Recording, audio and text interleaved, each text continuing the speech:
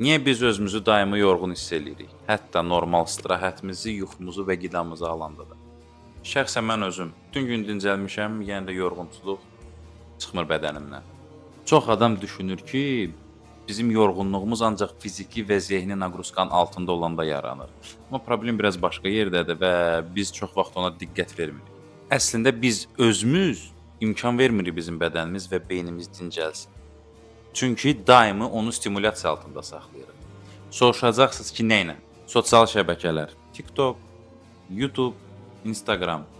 Daimi qısa 30 saniyalıq, 40 saniyalıq videolar bizim beynimizi daimi stimulyasiyada saxlayır deyə biz uzanıb fikirləşirik ki, biz uzanmışıq, bizim bədənimiz dincəlməlidir.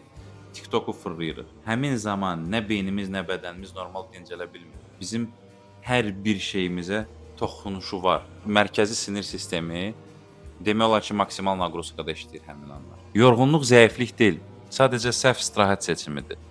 Düzgün dincəlin, enerjili olun.